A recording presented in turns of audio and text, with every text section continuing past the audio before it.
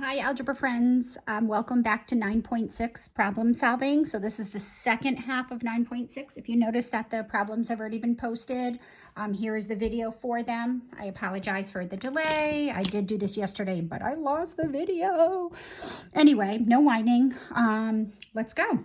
Work problem. So there's many different types of problems we can create using rational equations. We're going to look at two specific problems that I'll hold you responsible for, are work problems and then just simple proportion problems. For your reading enjoyment, you can look in 9.6 and see the other types of problems that we can also solve. But for now, will be sufficient. All right, so we're going to derive a formula for work problems. I'm going to build that formula via an example. So it's the time of the year where I have to start thinking about opening my pool. And then of course I have to fill it. So let's suppose it takes 8 hours to fill my pool if I use the red hose that's at one side of the house. So logically, after 1 hour, 1/8 of the pool is full, right? Right? After 2 hours, 2/8, right? Or a quarter, right? Because 2/8 of the quarter is a quarter of the pool is full. And then we're going to continue in this fashion until the pool is full. So after 3 hours, we'll have 3/8, right? Which we can't simplify. So 3/8 of the pool will be full. 4 hours, it'd be 4/8. So forth and so on. So in general, after T hours, T/8 of the pool is full. And as long as it only makes sense for values between 0 and 8.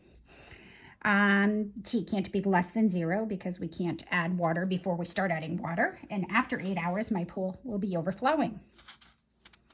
Right now, I live in a duplex. On the other side of the house, I have a blue hose. The blue hose is a little bit slower. That takes 12 hours to fill a pool. So using the same logic as the previous page, if I use the blue hose, which takes 12 hours, after 1 hour, 1/12 is full, right? After 2 hours, 2/12, or we can call it 1/6 is full, so forth and so on. After 3 hours, we'll have 3/12, or it's going to take 3 hours for a quarter of the pool is full. In general, after T hours, T/12 of the pool is full. Right, where in this case, we would want our time to start at 0, and it can't go beyond 12 hours because, again, my pool would be overflowing, which would not be good. So you might be thinking, well, wouldn't it be nice to fill my pool quicker? And I could do that by using both hoses at the same time. So if one hose takes 8 hours and the other takes 12 hours, how long would it take for my pool to be filled if I used both hoses? Well, let's think about this logically. Both hoses. So my red hose is 8 hours. My blue hose takes 12 hours. So after 1 hour, my red hose puts 1/8 of the quantity of water into the pool. And remember, after 1 hour, the blue hose filled up the pool 1/12. So 1/8 of it will be filled by the red hose, 1/12 will be filled by the blue hose, for a total of, find a common denominator, add the numerators, we'll have 5/24 of the pool is full, or is filled, right?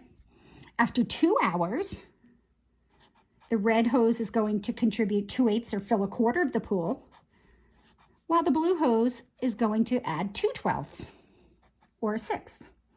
And 2/8 plus 2/12 is 10/24. So twice as much as an hour ago.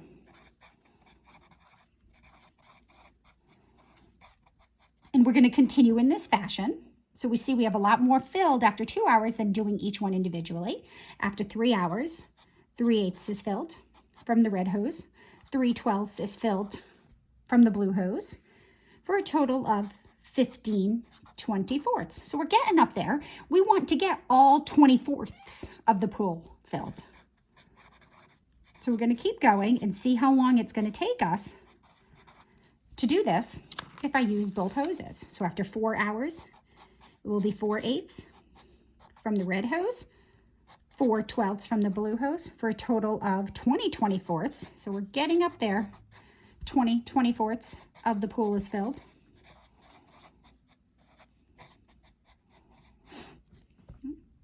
After 5 hours, we're so close. We only have 4 24ths left. 5/8 of the pool is filled, plus 5 12ths. And that's going to give me, 25 24ths. All right, so that's a problem. So if I'm inside watching the clock, if I wait 5 hours, this is going to be too much water.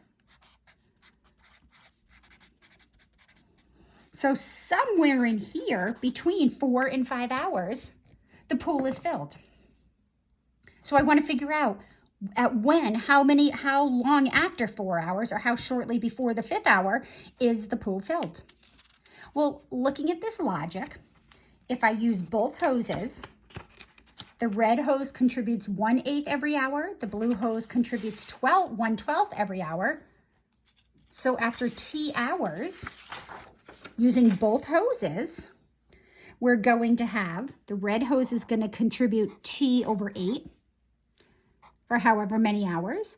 The blue hose is going to contribute T/12, right?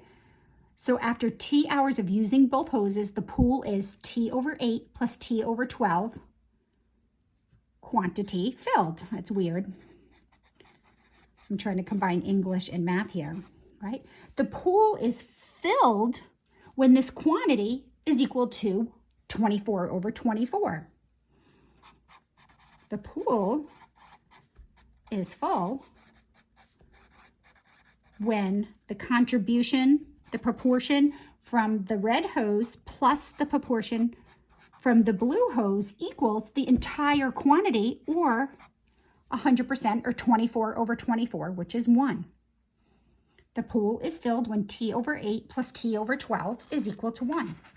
So let's solve this. So we need to solve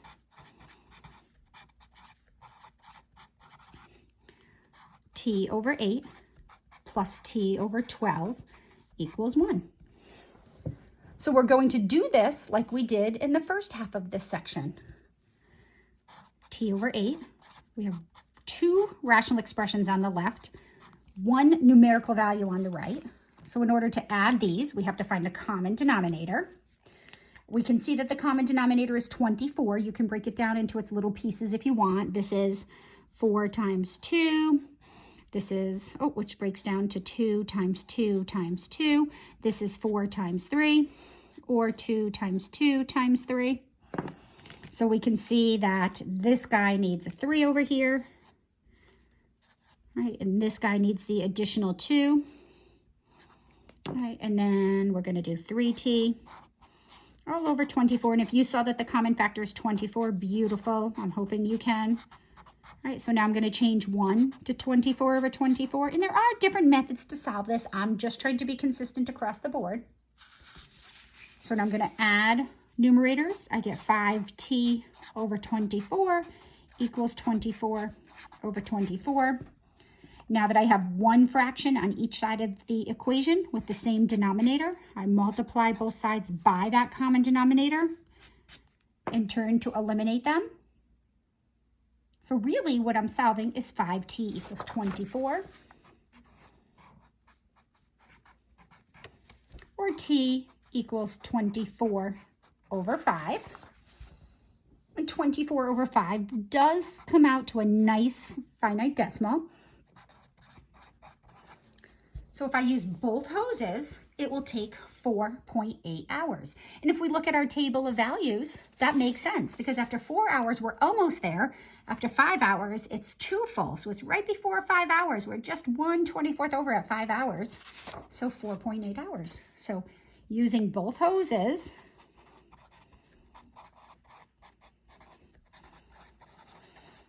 it would take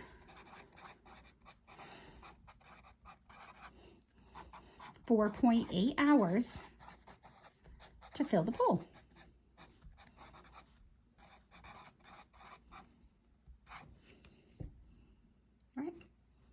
So what I want to do is I just want to revert back 1 second to this equation right here. This is what we needed to solve.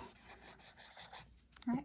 So it's how long it took them together over the red hoses time, plus how long it would take them to do it together, that's what T is, over the blue hoses time, and their combined contributions equals 1. They want to do the whole job, which is equivalent to 1. So keeping that in mind,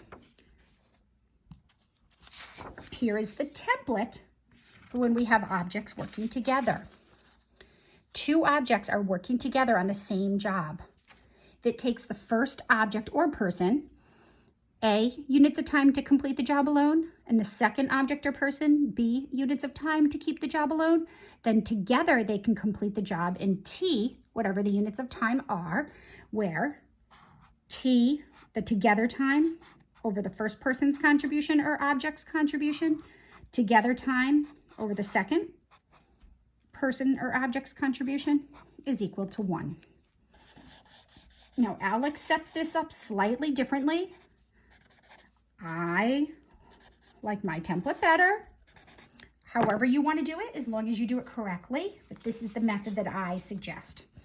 So in this template, A is the first person or object's time it takes to get the job done. B is the second person or object's time it takes to get the job done. These may or may not be the same. Up here, T is the time it takes them to do the job together. So this value, T, is the same T in both numerators. All right, so let's keep this little template in mind.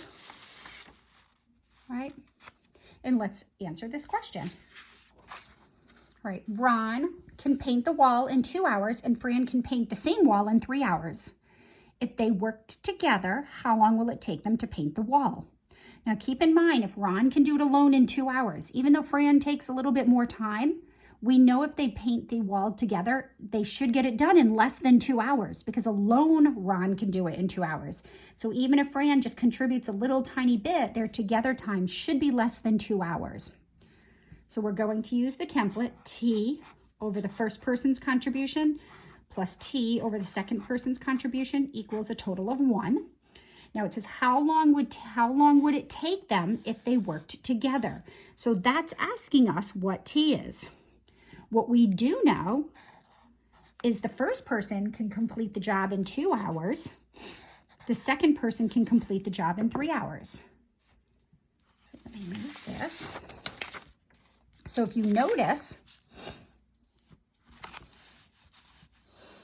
we have the equation unknown together time over Ron's contribution plus the unknown together time over Fran's contribution, and that equals 1. And this is what we need to solve. We're going to solve this. So in order to solve this, we have a rational equation, 2 rational equations on the left side and 1 on the right. So the common denominator here is, well, 2 and 3. The common denominator is 6. So we need to multiply this rational expression by 3 over 3. This rational expression by 2 over 2. So we get 3t over 6 plus 2t over 6 is equal to, I'm going to change this to 6 over 6. So I add the numerators and keep the common denominator. So 5t over 6 is 6 over 6. Now I'm going to multiply both sides by that common denominator. So I end up just solving 5t equals 6. So t is equal to 6/5. Now these are application problems. We should use units. So if we go back up here, we see that it takes Ron 2 hours to paint the wall and Fran 3 hours. So together they can do it in 6/5, which is, nice decimal, 1.2 hours. So alone, Ron can do it in 2 hours. Fran can do it alone in 3 hours. If they work together, it'll take them over just a little over an hour. Now make sure you follow your directions in Alex. If it asks for an exact value, 6/5 and 1.2 are exact values. But if we had something like 1/3 as an answer and you put in 0.33, it will mark it incorrect. So make sure that you can distinguish between approximate and exact values. And if you have any questions, by all means, zoom in. All right, let's try another one. So you see these aren't all that terrible. All right, this happens often. There's 2 copiers in the copy room. The big copier, let's suppose I have a job, and the big copier doing it alone can do it in 18 minutes. The small copier doing it alone can do it in 30 minutes. So it would make sense if I used both copiers if they were available. So how long would it take if I used both copiers? I want to make sure I budget my time. Well, anytime we're working together, we have copier first copier, and we have the together time over the second copier equals 1. So this is the template that's going to govern all our working together problems. So T is their together time. It says how long would it take? So that's, we don't know the together time, but we do know that the big copier can do it in 18 minutes and the little copier can do it in 30 minutes. So we are solving the equation T over 18 plus T over 30 is equal to 1 over 1. So now we need to find our common denominator. And the common denominator of 18 and 30 is 90. You can go through all the multiples of 18 until you hit one that's also a multiple of 30, or you could go through all the multiples of 30 until you hit one that was a multiple of 18, or we can use our clever little trick here where we break down 18. 18 is 3 times 3 times 2. 30 is 3 times 5 times 2. And then we can say, what does one have that the other doesn't? Well, there's a 3, and a 2. The left fraction is missing the factor of 5. So I throw the 5 in there. This has a 3, a 5, and a 2, so it's missing the extra 3. So I'm going to multiply the top and the bottom by 3, and 30 times 3 is 90. So it's 5t over 90 plus 3t over 90, and I'm going to change 1 into 90 over 90. So we have 8t over 90 equals 90 over 90. Multiply both sides by the common denominator. And then we get 8t equals 90, or t equals 90 over 8. It's a nice decimal. It's 11.25 minutes. Now make sure we use our units. It's minutes. So it would make a lot of sense for me to use both copiers if they were available. All right, not too terrible, right? All right, let's take it up a notch.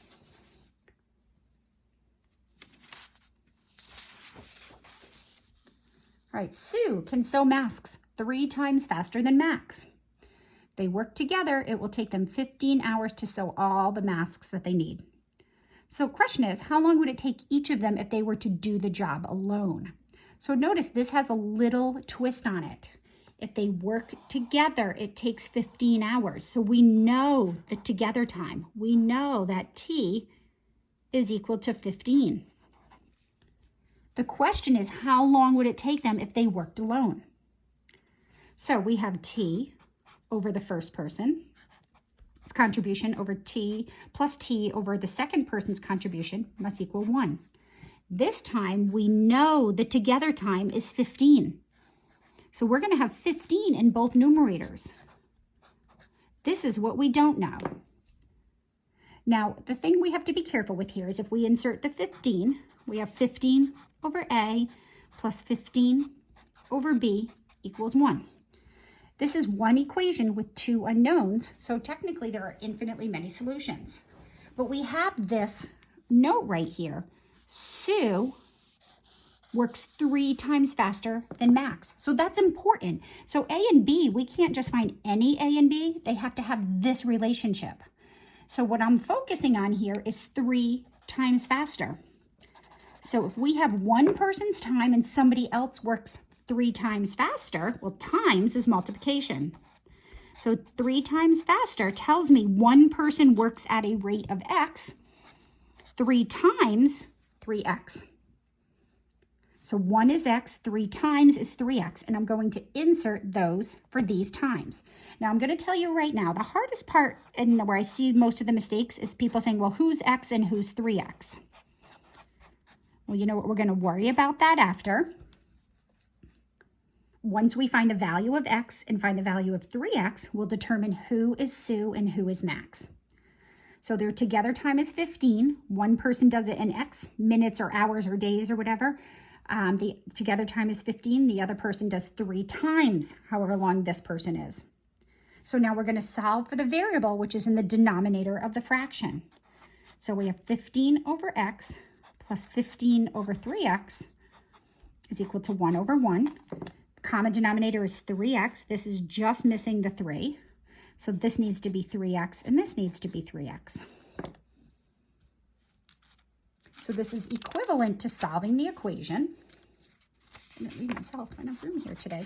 We're going to have 45 over 3x plus 15 over 3x is equal to 3x over 3x. So rational equations can have values. So there we go. Maybe do that. Nope, that doesn't help you. There we go. There we go. Okay.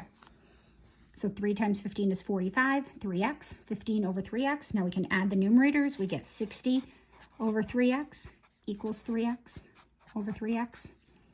Multiply both sides by the common denominator of 3x. We get 60 equals 3x, or x is equal to 20. Now if we go back to our original problem that we were solving, together they can do it in 15 hours, right? So we just found that x needs to be 20. So if x is 20, we would have 20 in this denominator, and 3x is 60, or we can just multiply that by 3, and then this is 60. So one person does it, takes 20 hours, and the other person would take 60 hours. Right, so who takes 20 and who takes 30? I'm sorry, who takes 20 and who takes 60? Well, let's go back here. It says, Sue can sew masks 3 times faster than Max. So Sue is faster, so she must be the 20 hours. So Sue is 20 hours, and Max is 60 hours, because she is faster. So 60 is 3 times 20, but 3 times as fast means it's 1/3 of his time. So I know sometimes that gets tricky. So what I would do is when you see 3 times or 7 times or 2 times, it'd be x and then whatever that number is times the variable. Get your answer, look back and say, well, what would those denominators be? And then decide who has the 20 hours and who is the 60 hours by looking back at the original problem. All right, so let's do another one similar to this. This time we're flipping pancakes. Sarah can flip all the pancakes in 5 minutes. Oops, sorry. Sarah can flip all the pancakes in 5 minutes less than Joe can. If they flip together, it will take 6 minutes. So again, this time we know the together value. What we don't know is how long Sarah and Joe take. So we're going to have 6 over one of their times plus 6 over another one of their times is equal to 1. But we can't have 2 different variables in one equation. But here is the relationship. Sarah can flip all the pancakes in 5 minutes less. So if somebody can do it in X, right? So 5 minutes less. We always assign one person's value X. 5 minutes less would be X minus 5. If it was 5 minutes more, it would be this time plus 5. So really what we're solving is 6 over X plus 6 over X minus 5, and that's going to equal 1 over 1. Now this looks simple, but often the simplest problems tend to give us a little bit harder of a time. Right, what we have here, the only factor in the denominator here is X. The factor in the denominator here is X minus 5. So this guy's missing X, and this one needs the X minus 5. So the common denominator is X times X minus 5.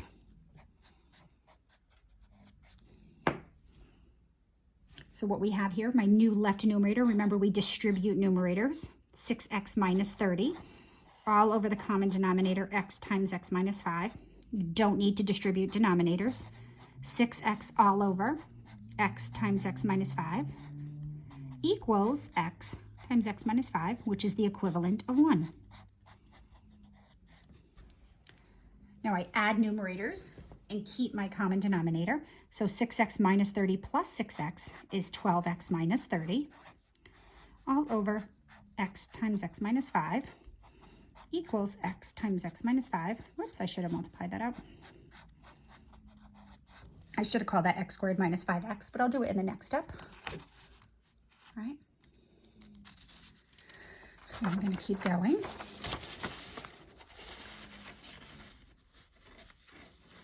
All right, so we have, I'm going to write it out, 12x minus 30 all over x times x minus 5 equals my right numerator, because I should have done this the step before, x squared minus 5x, x minus 5.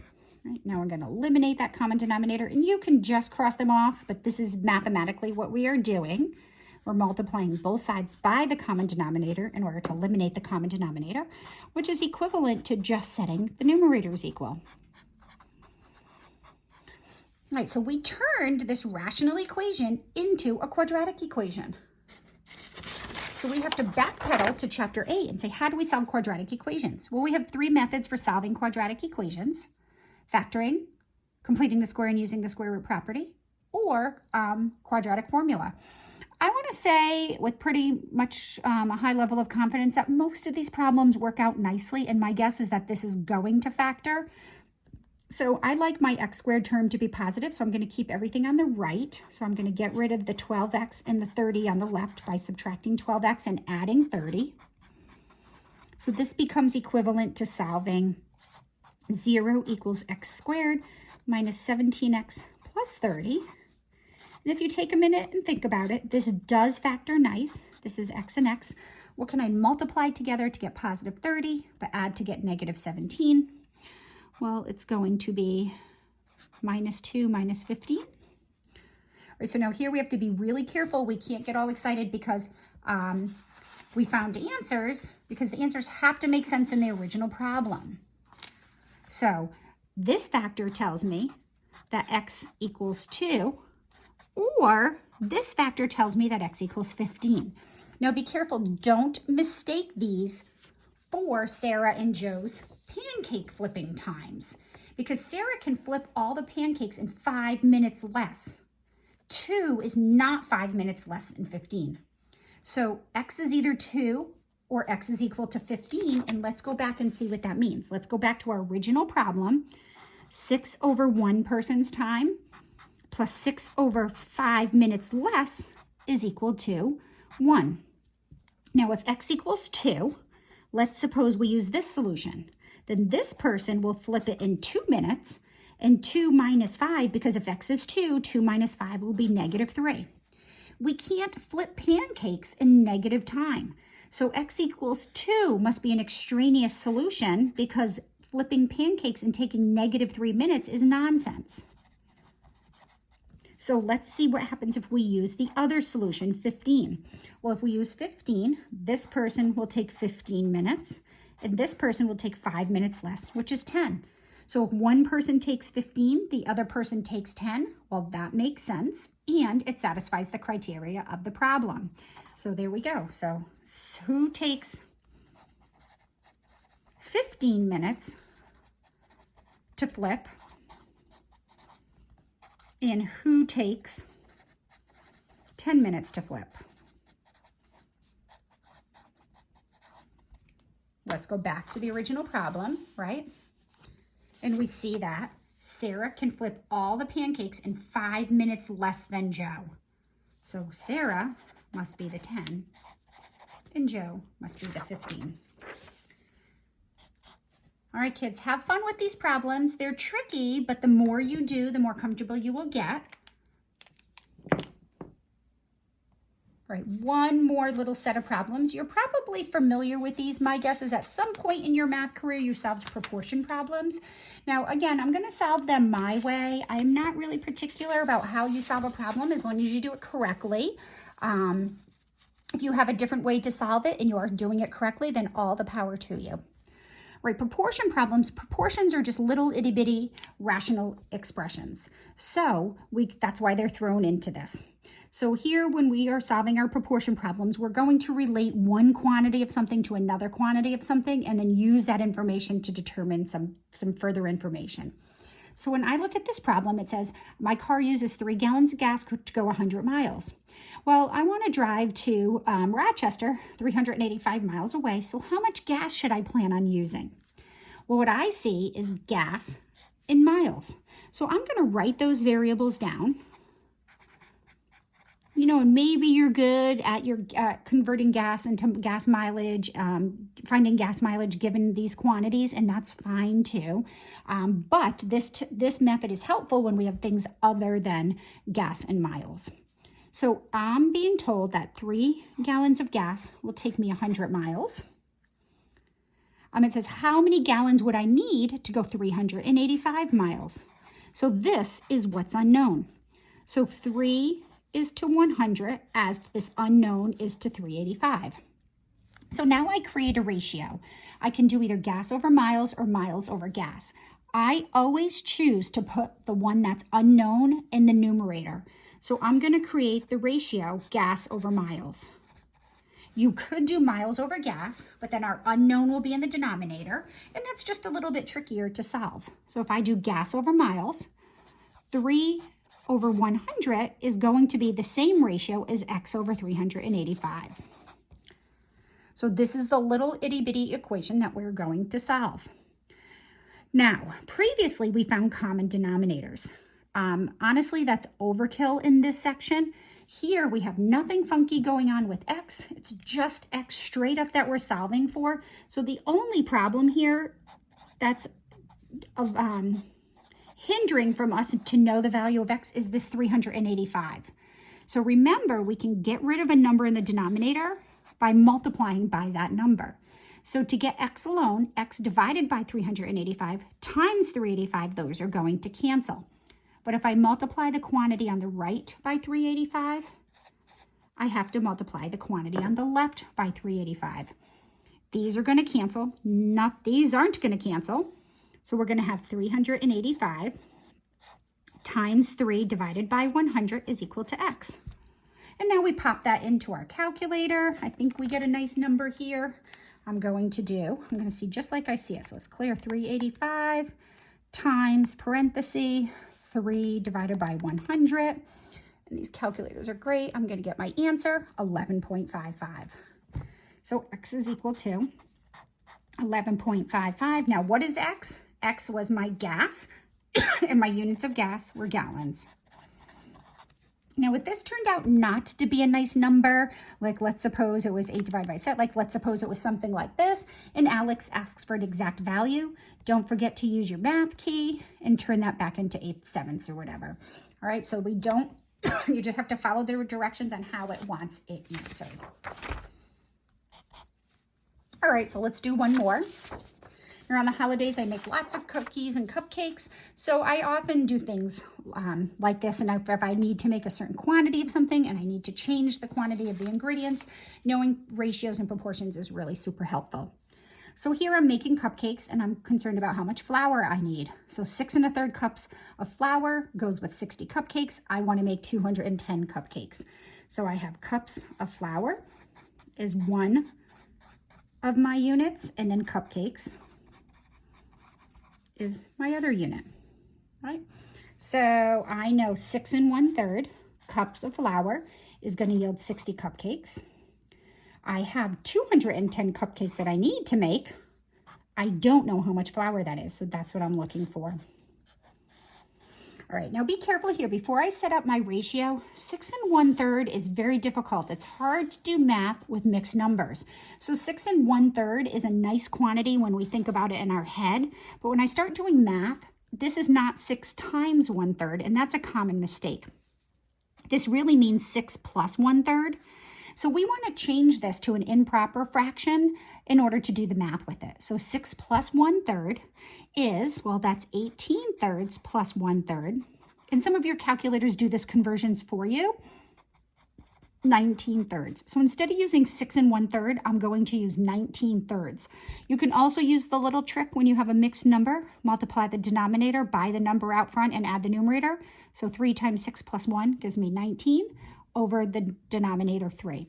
So I'm going to work with 19 thirds instead of 6 1/3. So I'm going to rewrite this as 19 thirds is to 60 cupcakes as x is to 210 cupcakes, and I'm going to do flour over cupcakes, and you can do cupcakes over flour, but the unknown is flour, so that's why I chose to do that.